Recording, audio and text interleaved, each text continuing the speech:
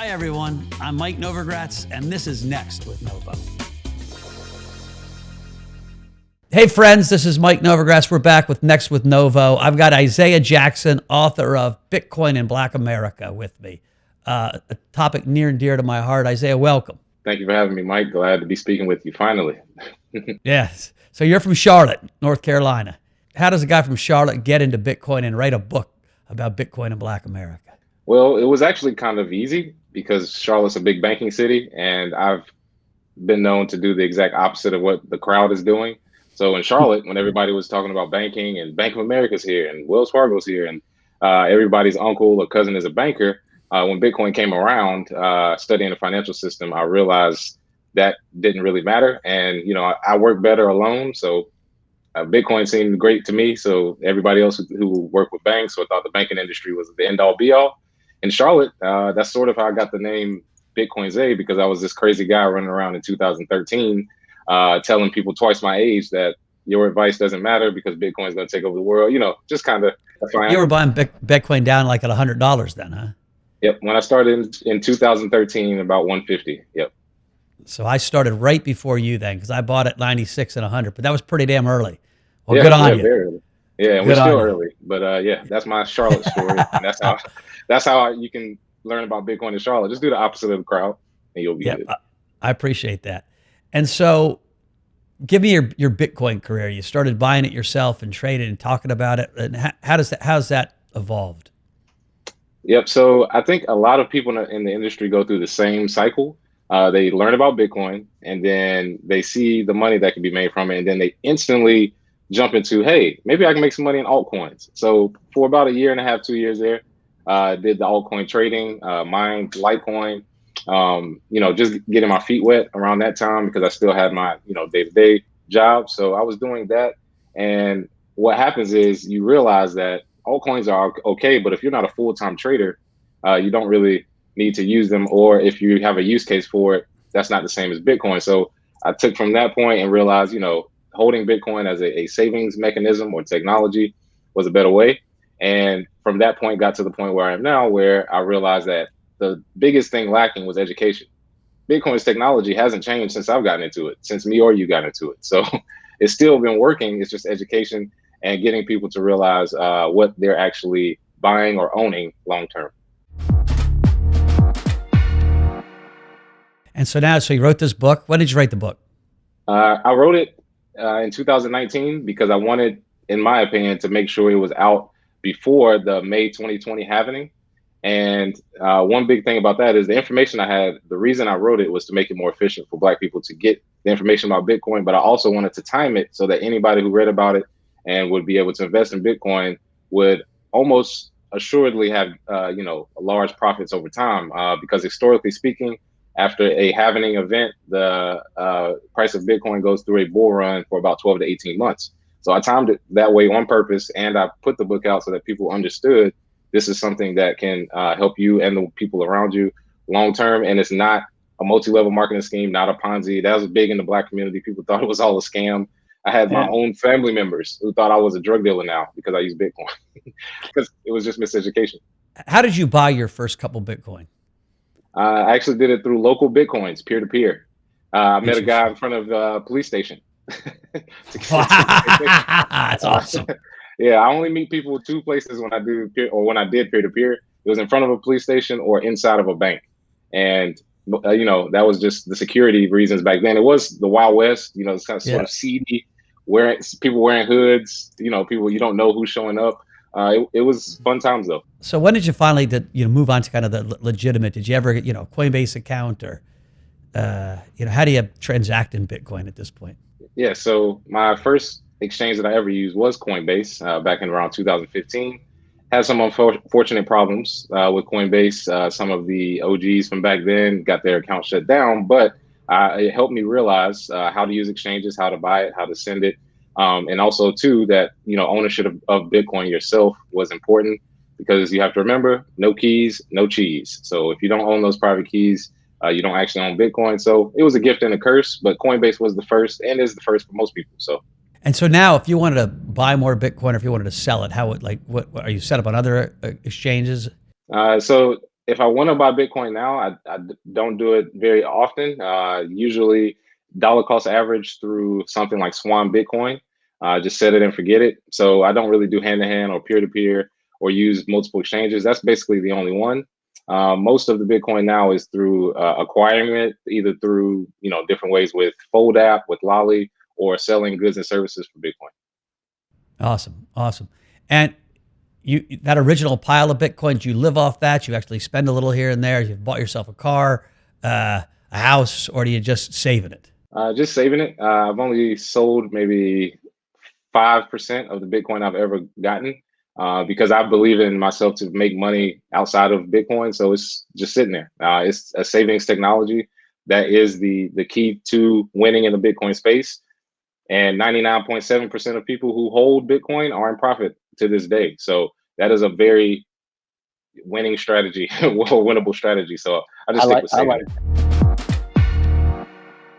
All right, so let's talk about the African American community a little bit, right? When I look on my Twitter following, first of all, the first thing I notice, it's 85% male, 15% female, and listen, we got 13% African Americans in America, but we probably have 1% in crypto, and so how's your experience been reaching out to your community? So initially, the first thing I always describe to the Black community is the current financial system. It's hard to think about the future if you don't know what you're dealing with now. Because as soon as you explain Bitcoin, the first thing they ask is, "Why do I need this? What does this mean to me?" And my pitch to them is that over time, your wealth has been taken away from you very quietly through inflation, and Bitcoin does the opposite. And before we can even talk about making money and investing and people doing all these different things with financial instruments, the first thing you should be able to do is save the wealth that you have, which has been a problem in the Black community for years. Things that we've acquired have been taken away from us. And I sort of use historical references like Black Wall Street, how we built amazing communities, libraries, doctors, lawyers, all of these things, but they were brick and mortar, so they could be burned down. Fortunately, you can't burn down Bitcoin. So that is why I think the Black community has a great chance to preserve their wealth with Bitcoin. I start there. And then when they ask, how does it work? I basically explain it as a savings technology. And then, they go from there. Bitcoin has a lot of niche spaces, but if you start there, they can find their way. Yeah. Have you ever found a Black brokerage firm or if you're pitching to the Black community and say, you got to go buy some Bitcoin right now, when I'm pitching to new people, I say, set up a Gemini account or a Coinbase account or a Kraken account or some place where it makes it easy. You log in, a BlockFi account where you can log in, get KYC and buy it. Are there any Black businesses in crypto that you could send people to? And if not, should we start one, me and you?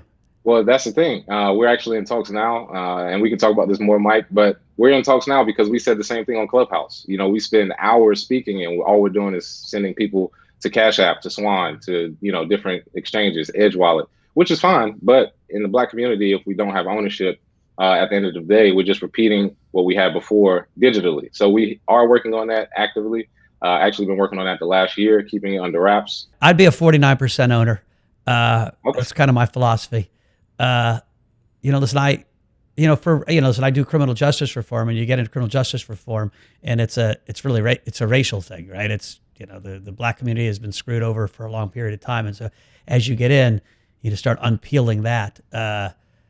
The real key is not ended up in jail. And so it's education, preserving wealth, and in that whole 9 yards. And so getting the Black community into crypto in a smart way and not in a stupid way is certainly a goal I have. That's, that aligns with kind of the values of Galaxy, the values of my philanthropy. And so I'd love to talk to you about it. That was our concern at the beginning too, is, man, we're making everybody else rich. We're bringing all these people in. It's great. But I'm with you, Mike. And it's great timing. Interesting. So is there a community that do you have your own community in Charlotte of 5 or 6 guys that you've done this with, or have you been a lone wolf? So yes, I do have a community here as well as in LA. I lived in LA the last 3 years, right before I just came back here. So bi-coastal. So I have people there and in Charlotte. Our community online with the Gentlemen of Crypto Daily Show is pretty large, and with the book tour forming that community as well. But in person, I keep it pretty close to the chest. Only about 4 or 5 people that I work with directly here and in LA. Got it. And so what's your side hustle been? You said originally you had another job and you were doing Bitcoin. Where did you spend that extra energy? I first was a teacher, and then I got into the IT world. So, as a teacher, I was 23 teaching high school. When I started out as a teacher, I did it because I felt like I was good at it. And I have a family full of teachers. And I was fresh out of college, like I said, 23. And the way that you discover Bitcoin is because most people get into it for the money. And the state that I was in is the second lowest paying state for teachers in the US, North Carolina. So the way I found Bitcoin as a computer science teacher is I Googled how can I make money one night. And I just looked up different ways. And then me and my roommates kicked around ideas. And one of my roommates said the word Bitcoin, and I took it from there. And that was it. I love it. I love it. Lots of ways into the space, but people seem to get sucked into the space once they're in it. And so that's why I love the community organizing part of this whole ecosystem. It's just community after community after community. And people like myself, who I learned from, the first Black person I saw in crypto was Sinclair Skinner.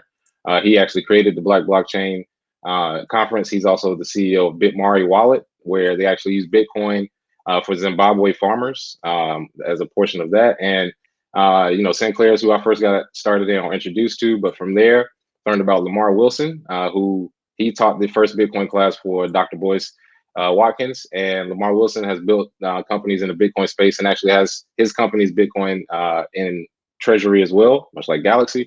And, he's a giant in the space. On Clubhouse, we have a lot of new people who came in like 2017, 2018, but they've learned so much. I would consider them great in the space as well. Justin Riedrich, known as Bitcoin Vegan, he actually is one of the people I work with in Charlotte directly. He got out of prison, had a felony, very hard to get into any other industry, jumped on with Bitcoin, learned how to trade, learned how to mine, now has educational courses on all of that. And I do want to throw in, a couple of Black women as well. Don't want to leave them out. Naja Roberts, who's actually in Inglewood, California, first Black woman to have a crypto lounge called Crypto Blockchain Plug. She actually does over-the-counter sales for Bitcoin, and she has a partnership with Ledger, so you can actually buy ledgers directly from her. And that's been great for the community to see Black women in person teaching. Also, Tavania Evans, who created Guap Coin, she actually spoke after me on that Clubhouse we were on, Mike. And awesome. So these are some giants in the space, and they've been doing it for a long time. The problem is they're just now being known to the mainstream. So I think once people realize that, it'll be less of, we're all Black people and more of, oh yeah, we've been here and we have people we can use in our community. Well, listen, we are 100% committed to increasing our diversity at Galaxy. So anyone that you think would want to work here in New York City, or actually we got a bunch of different offices, Chicago, soon to be the West Coast, have them send us their resumes. We certainly, both on gender diversity and racial diversity, it's an uphill battle, but we're pushing hard. Yeah, I got people in Chicago and New York. I can definitely reach out, see what we can come up with. I would love to. Awesome. Give them the opportunity. I appreciate that. All right. Any final thoughts? What do you want to ask me? Anything? Want to say anything to the audience? So I did always want to ask you this, Mike, because I've followed you for some time.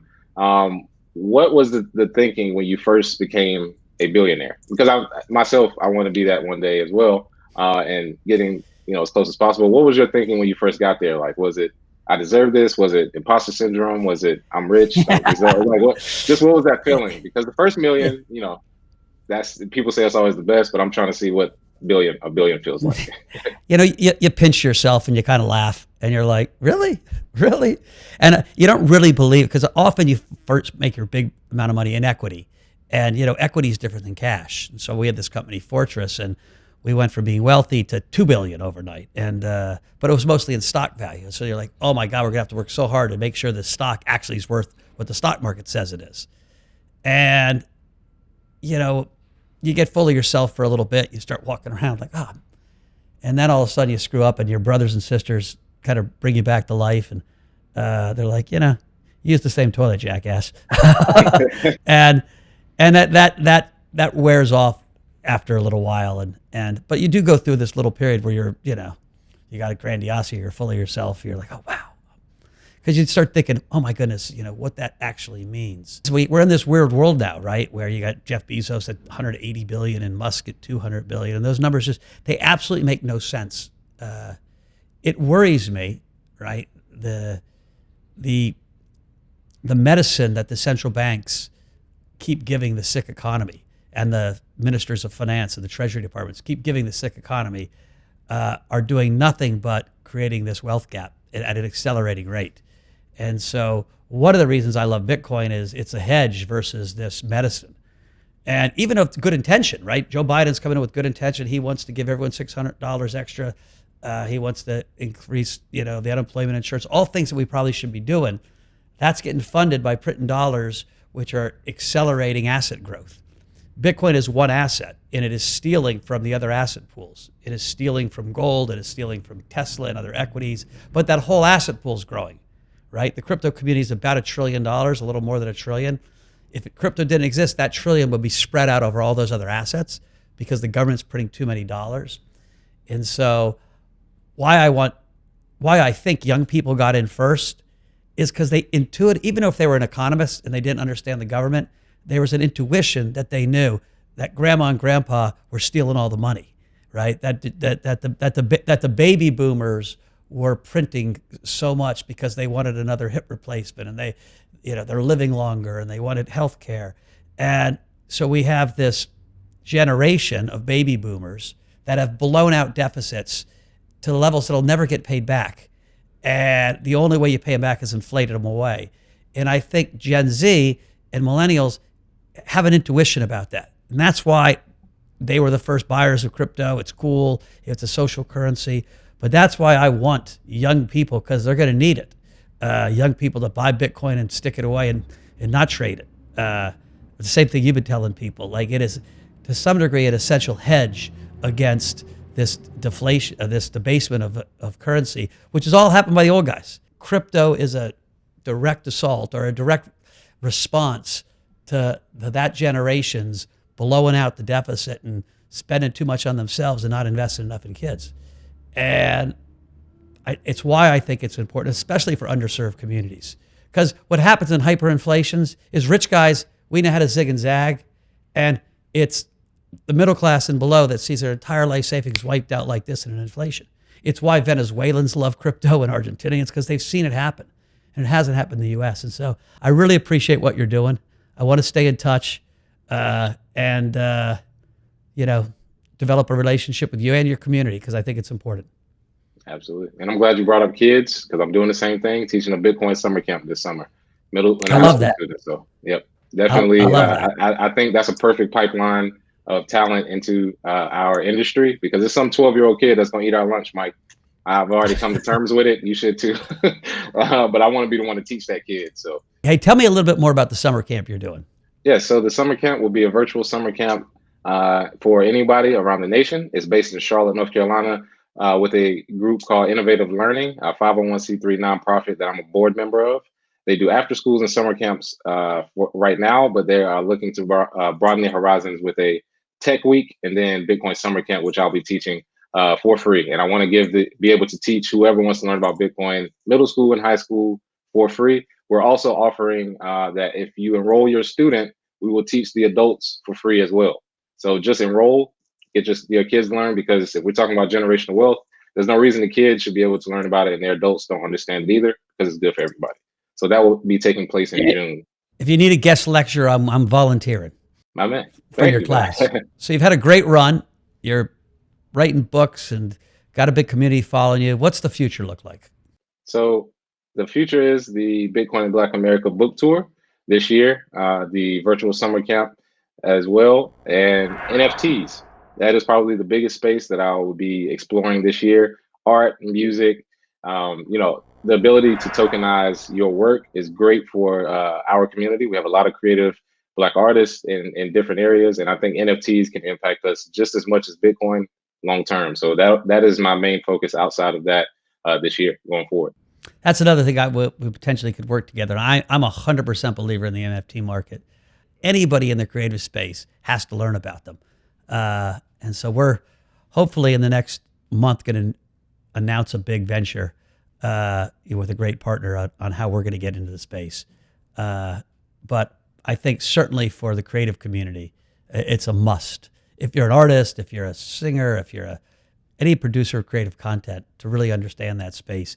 And some people might feel like they missed out on the beginning of Bitcoin or Ethereum. I don't think they have, but no one's missed out on the beginning of NFTs. It's just starting. Exactly. And so, it's a perfect time to dive in, spend time educating yourself and figuring out how that ecosystem is going to develop.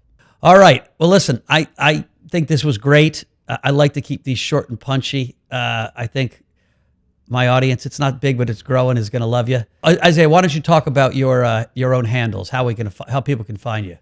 On Twitter at BitcoinZay, Instagram at BitcoinZay LLC, and at BitcoinandBlackAmerica.com. Let's keep in touch, and let's hope Bitcoin goes a heck of a lot higher. Will do, Mike. I'm glad you brought me on the show. Glad I could speak with you. All right.